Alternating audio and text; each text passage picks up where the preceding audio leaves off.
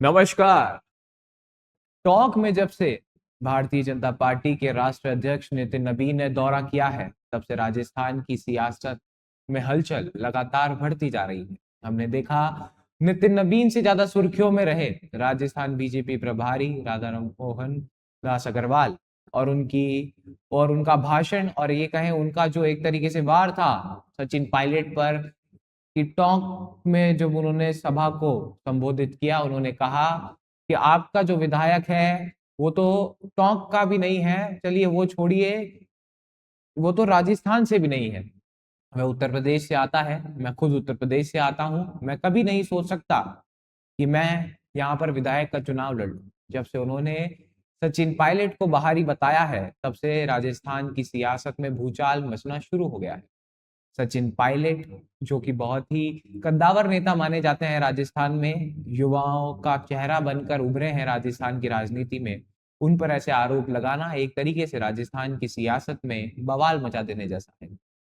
आज सचिन पायलट जब मीडिया को से संबोधित कर रहे थे, या फिर ये कहें मीडिया से बातचीत करते, उन्होंने कहा कि मैं उन्हें नहीं जानता, मेरी कभी उनसे मुलाकात नहीं हुई, पर मैं जब भी उनसे मिलूंगा उनसे पूछूंगा जरूर कि क्या दिक्कत है उन्हें मुझसे, क्या परेशानी है जो उन्होंने ये बयान दिया। बहुत ही सरलता के साथ सचिन पायलट ने जवाब दिया। कहीं भी वह एक तरीके से हमलावर नहीं हुए बीजेपी पे।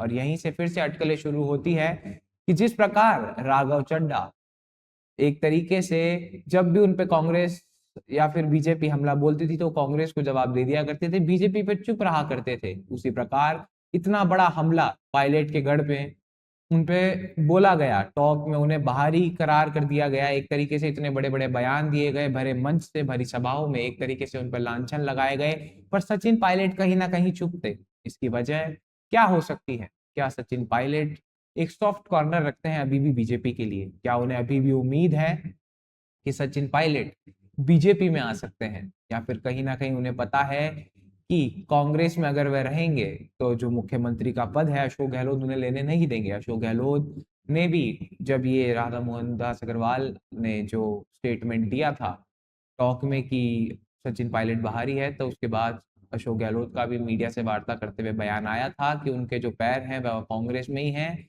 और अब सचिन पायलट को भी पता चल गया होगा कि उनका कुछ नहीं होगा बीजेपी में जाकर, वो कांग्रेस में ही रहने वाले हैं। उन्होंने वो सबक सीख लिया हुआ, काफी तीखे तंज कसे गए थे वहां पर अशोक गहलोत द्वारा सचिन पायलट पर, और फिर से मानेसर याद दिलाया गया। अशोक गहलोत मानेसर को बार बार याद दिलाते हैं। ऐसे कहते हैं कुछ घटनाएं होती है जो समय के साथ इंसान भूल जाया करता है, या फिर समय के साथ उनकी यादें धूमिल हो जाती है। पर कहीं ना कहीं अशोक गहलोत नहीं चाहते हैं कि मानेसर जो हुआ, या फिर उनकी सरकार को जो गिराने का प्रयास किया गया, वह ना सचिन पायलट भूले, ना राजस्थान की जनता, ना कांग्रेस आला कमान। कांग्रेस आला कमान को तो पहले ही डरा चुके हैं ये कहकर कि चौथी बार गहलोत सरकार वरना भजन लाल बरकरार। तो कांग्रेस आला कमान के साथ जो उनका सामंजस्य है वो तो लगातार हमें बिगड़ता हुआ दिखाई दिया है। इसलिए हमने देखा कि कहीं ना कहीं पायलट का कद भी बढ़ा है। केरला, तमिलनाडु, असम, बंगाल, हर जगह जहां जहां चुनाव है, सचिन पायलट तत्परता के साथ कांग्रेस को लीड करते दिखाई दे रहे हैं।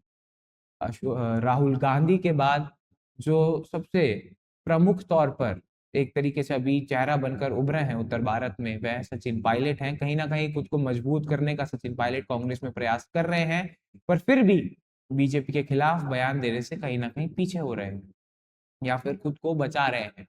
इसकी क्या वजह हो सकती है? राजनीतिक गलियारों में चर्चाएं तेज हैं कि अभी भी कुछ संभावनाएं हैं कि सचिन पायलट शायद बीजेपी का दामन थाम ले। लिए सिर्फ अटकलें हैं। आगे आने वाले समय में क्या होगा किसी को नहीं पता, पर एक चीज जरूर पता है कि अशोक गहलोत खुद की बिसात बिछा चुके हैं। शतरंज के पे जितने भी मोहरे हैं वो उन्होंने सेट कर दिए हैं। जादूगर शायद अपनी छड़ी लेकर तैयार है 2028 चुनाव के लिए। किस प्रकार लगातार मीडिया के सामने आकर बातें करना, मानेसर का मुद्दा छेड़ना, या फिर एक तरीके से दो लोगों पर हमला करना, एक बीजेपी, एक खुद ही के पार्टी के वरिष्ठ या फिर ये कहें बहुत ही बहुचर्चित नेता सचिन पायलट, दोनों को कहीं ना कहीं टारगेट करना, यह बताता है कि अशोक गहलोत की जो राजनीति है अब वह सेकंड स्टेज पर पहुंच चुकी है। पहले वो शांति से काम लिया करते थे, पर अब थोड़े अटैकिंग दिखने लग गए हैं।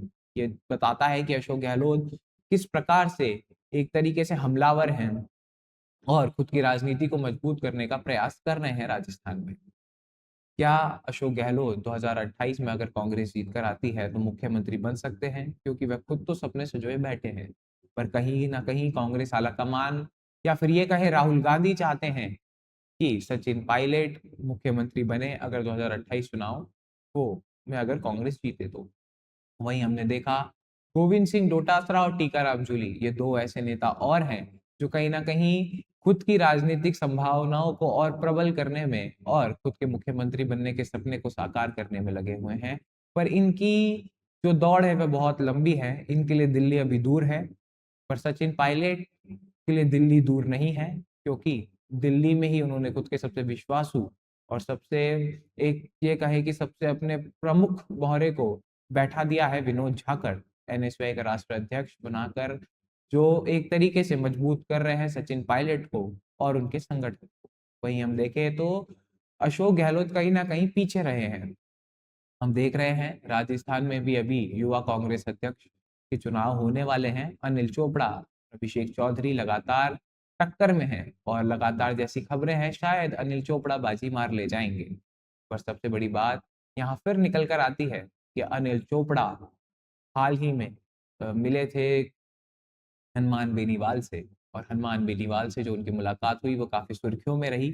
उसके बाद आज हमने देखा कि हनुमान बेनीवाल ने भी थोड़े से अटैकिंग शुरू में ये जो युवा नेता हैं कांग्रेस पर के उन पर हमला बोला है। अब देखने वाली बात ये होगी कि कौन बनता है यूथ कांग्रेस का नया प्रदेश अध्यक्ष राजस्थान में, और सचिन पायलट खुद की जो स्थिति है वो कितनी मजबूत कर पाते हैं कांग्रेस में। ये सारी बातें आने वाला समय ही बताएगा। इस विषय में आपके क्या विचार हैं, आपकी क्या राय है, हमें जरूर बताएं। ऐसी और खबरों के लिए, ऐसी और जानकारियों के लिए बने रहें हमारे साथ। तब तक के लिए धन्यवाद।